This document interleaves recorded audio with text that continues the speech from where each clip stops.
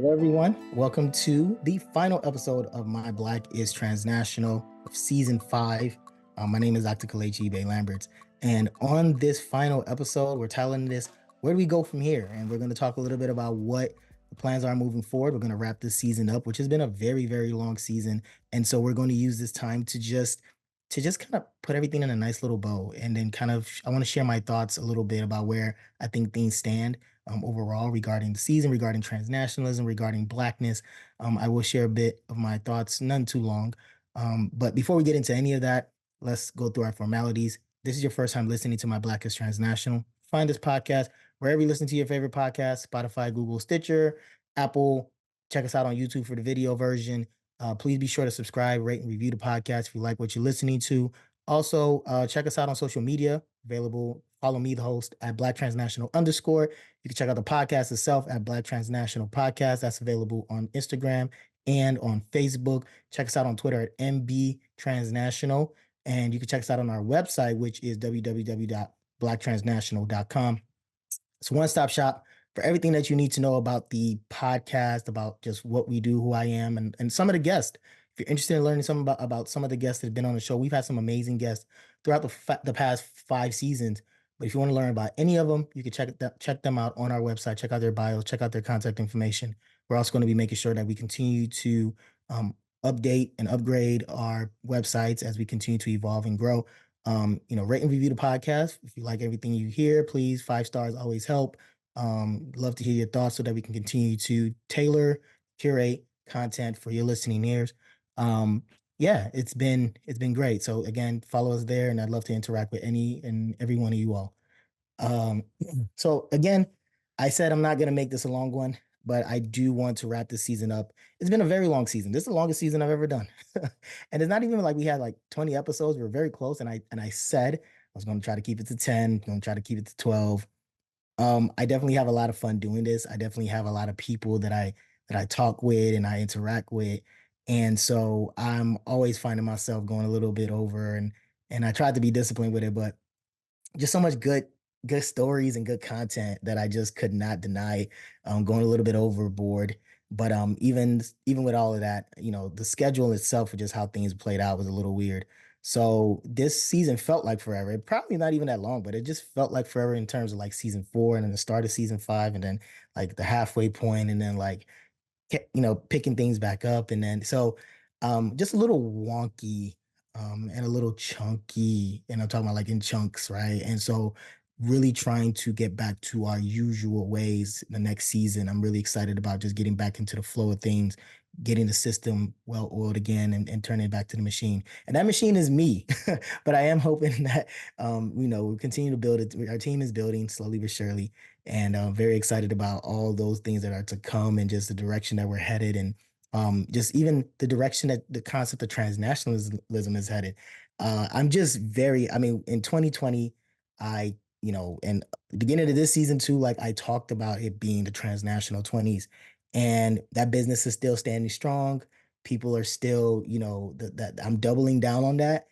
People are really, really showing themselves to be transnationals, the ones who are whether they know it or not. I'm really seeing it being very evident in so many sectors and so many aspects, whether it's social media, whether it's sports, whether it's music, whether it's TV.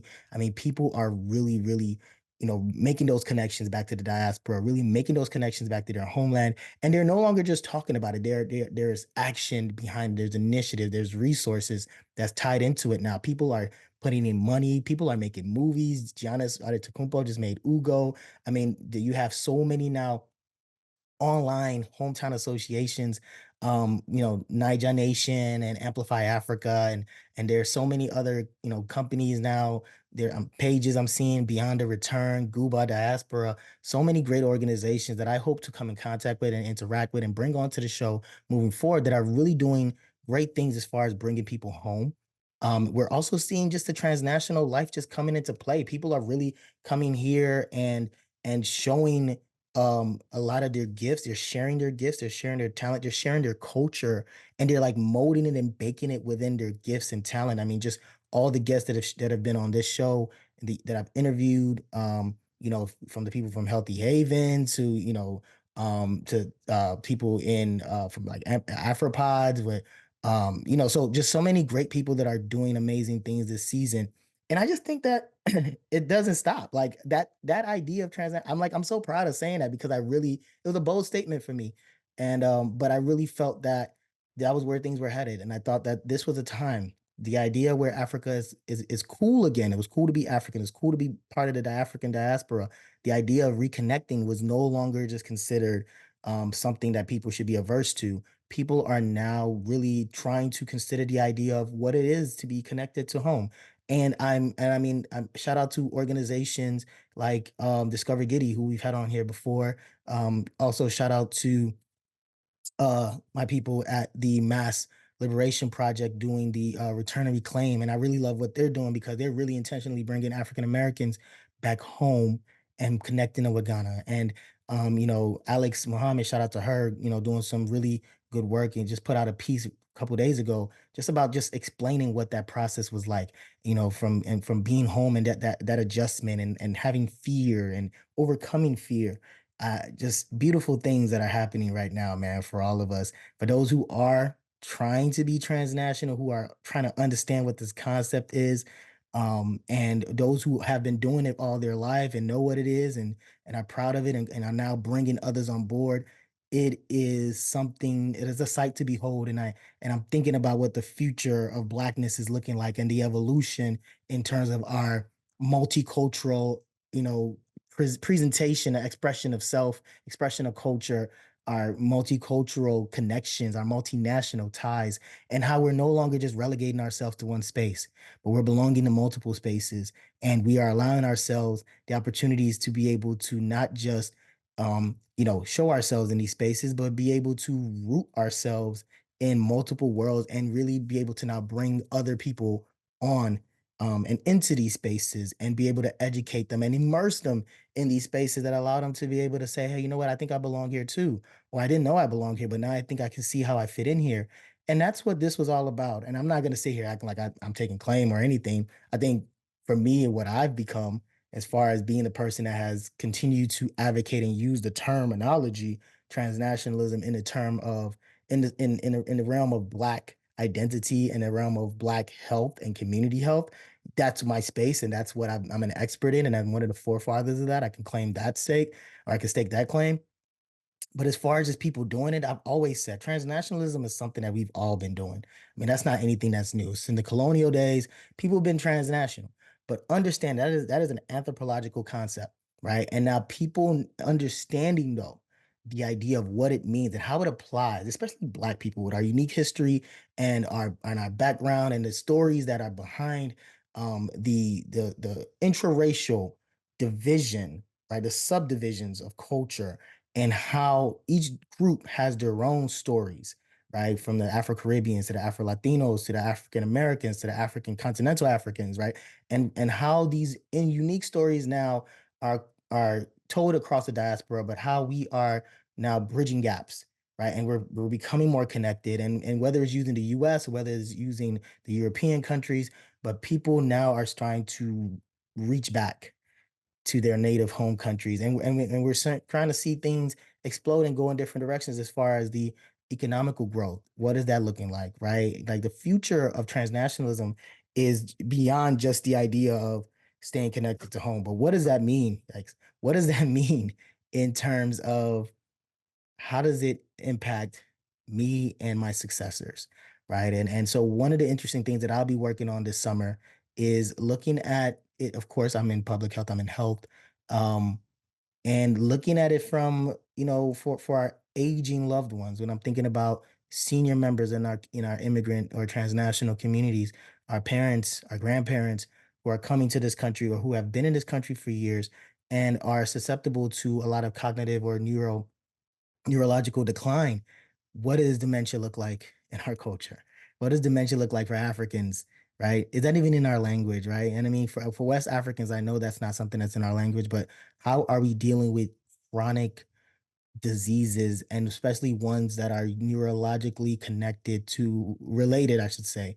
And how do we as a community um, merge or leverage or negotiate our culture. Negotiate is probably the better word, but how do we negotiate our cultural beliefs and stand and passions and traditional practices? How do we negotiate that to have a better understanding of these types of ailments that affect us? And how do we go about coming up with culturally tailored ways to be able to allow us to take care of them? And I say that, I'm saying that from like a professor standpoint, but if I break it down in layman terms, I mean, we have the ability to be able to like take our family members back home to the home country and be able to, take care of them there. But we also have access to this country or more westernized countries that have more advanced medicine and more advanced resources that can allow for you to be able to provide the best services for your loved one who might be diagnosed with, Alzheimer's or related dementia. And so, how are we dealing with these types of things? How do we use the ability to be able to have access to multiple worlds, to be able to create, to merge the culturally beneficial, but also the advanced clinically beneficial? And so, being able to start thinking about that and seeing how it contributes to aging healthily is important. How do we continue to start to create culturally tailored programs and initiatives that are geared towards our aging parents? And I'm speaking from my generation, right? Like for those who are 1.5, but those who are people, those of us now who are millennials or even like, you know, early Gen Z, right? Our parents are getting older, right? The Gen Xers are getting older. The boomers, not Boom X, but the Boom X is a jacket from Chicago anyway, but the boomers are getting older. And how are we taking care of both of those older generations and aging generations that are still heavily Nigerian, that are still heavily connected to their native homeland? And they don't have to be Nigerian, they're heavily African or heavily, from the Caribbean, or just still very much so resistant to fully admitting that they are now acculturated heavily to their host land, which is the US. And so, I just went into a nice little spiel about it, but there's so many ways in which we can think about these things. The idea of economically just being able to be rich in one country and middle class or low class in another. And how are we able to leverage being on multiple social classes, right? We can negotiate and move. We have these different levels of social mobility that is across borders, right? And we can live richly in one country, but live, and struggle and live humbly in another country. And so being transnational has so many layers. And I mean, you being connected to multiple countries, right? Like not just two, but which is seems to be the default. But you have many Africans, many Black people that are connected to 3 or 4 countries, right? Like I think about Giannis Antetokounmpo, which I use it as an example. But I have other relatives, for example, who are connected to London, but also connected to Nigeria, but also connected to the States, and then some of them are connected to Canada, right? Because they've traveled and had multiple national experiences, and they're heavily connected and have ties to those lands, and so they are transnationals on multiple levels. So these things exist, and so as I start to think about what the future holds for this podcast, I think you'll start to see we'll kind of get back. I won't say get back to the roots. I think if I say get back to the roots, that would be hyperbole. But I think that we in not only hyperbole, of course, that's like a play on words. But when I say that, I mean like, am I going to get back to like really getting into research stuff and really becoming academic with my delivery of things? No, because this podcast has evolved from what I intended it to be, which was to kind of translate a lot of my research work into layman's terms for the everyday person to kind of understand I think we've done that. I've had opportunities to be able to do that, and I've given talks in which I can share that kind of breaks down what my work is from a research standpoint. But I think now is really just bringing those stories to life on a day-to-day basis, bringing those experiences with everyday people, people who are leaders, people who are not leaders. It doesn't matter, but just bringing the story of what it is to be transnational, people who are desiring to be connected to their homelands, people who are connected and are leveraging it for the better, or people who are not, right? Just being able to bring more of these stories to the forefront, being able to bring the countering perspectives, really sharing like what I don't want to be transnational, right? We've had some, I've had conversations with people who were like, I've never really thought about going back to Africa. Like Tony Gill, who was on the show this season, was like, I don't really know. That's not something I was thinking about before, but maybe now, maybe I am, right? So I really want to spend more time just really bridging or having a mixed bag of and trying to find a sweet spot of just bringing in that more of that educational piece, but also really bringing a little bit more of that storytelling piece and melding it together, right? Really continuing the education standpoint as the idea of transnationalism is starting to evolve now and it's starting to really touch on different sectors from economy to health to sports to like all the other things that I mentioned before. I want to continue to grow and expose the transnationals in all these different sectors and really show how they're working hard or maybe not working hard to connect themselves and others to their native homelands. So, and maybe, a couple mini series that can really, I want to get into a mini series that kind of highlights African comedy, right? Like there's so many great comedians. Shout out to, Foxy P and a lot of the African comedians, but really bringing in those different aspects too to really explore what the stories behind these transnationals and how they're impacting lives. So like this, season has been fun. As I reflect on it, it was a drag, but it ended strong. And when I say a drag, I mean it's because of me. Like it was just a lot going on that really for the didn't allow for a smooth sailing throughout the course of this particular season, but we ended strong. I'm very grateful to the guests. I'm very grateful to the time that people committed.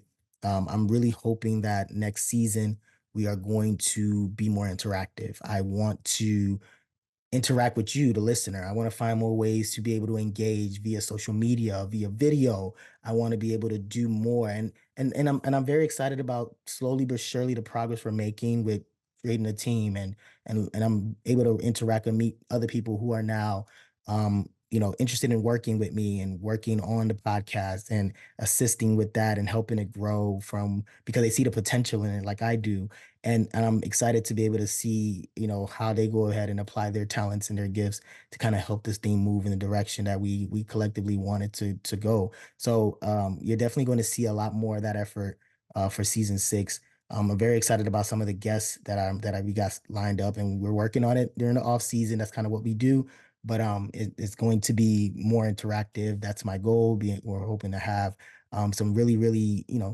talented guests who can really share just some real good stories, right? Authors and storytellers, right? And so I can't wait to be able to see how season 6 unfolds.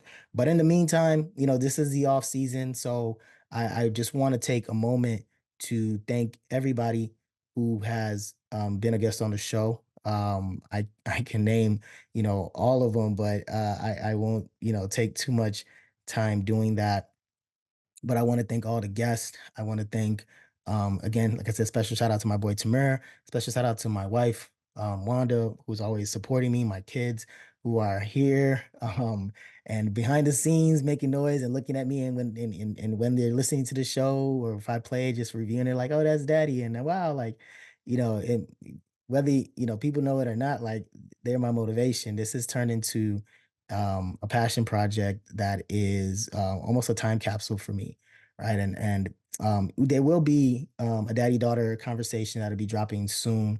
My daughter Alicia and I, we haven't had one last year, and she just turned 13. Teenagers. So now I gotta book them, right? I can't just call them anymore. Now I gotta schedule appointments with my teenager in order to do this show. So I'm looking forward to dropping that as a special episode. Probably won't be within the season 5 feed, but you'll see it as a special bonus episode with my daddy daughter conversation that Alicia and I usually have on an annual basis.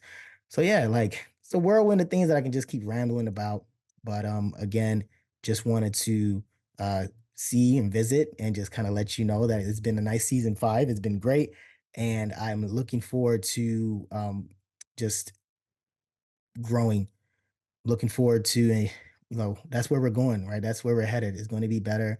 I'm looking forward to being part of a network. I'm looking forward to bringing in other podcasters and having more co-hosts. Like I've been doing this for a long time by myself, and I mean it's fine. I enjoy it and I love driving, but I would love to be able to have special co-hosts and we can be able to not just have just a typical one-on-one interview where we can actually drive a conversation. We can host, we can both interview people. So I'm very excited for what's to come. I've said that like 3 times already, but I'm being completely honest and candid about these things, and I don't have a script, so I'm just kind of talking. But yes. So anyway, This has been season 5 of My Black is Transnational. It's been a fun ride. It's been a bumpy ride, but nevertheless, we've made it to the end. We made it to the destination. I think we've made some significant progress, and I think that when it's all said and done, this is a season that I'm personally going to look back on and be able to know, like, okay, all right, this. Did you really want to do this, or were we just flexing all throughout? So this is really where now, all right, we've done 5 seasons. That's not something that's easy to do. So I definitely want to um, give myself some self praise for that, because doing it for 5 seasons, 5 years, right? It's not something that people do. And I'm not no with no sponsors, no money, no ads, right? Just sitting here talking, and it's me, my laptop, my recorder, my little light, my little ring light that you can see like through my glasses.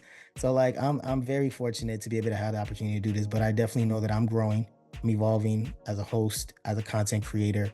And I think that you all, for those who've been with me and listened since season 1 to now, you've seen my evolution.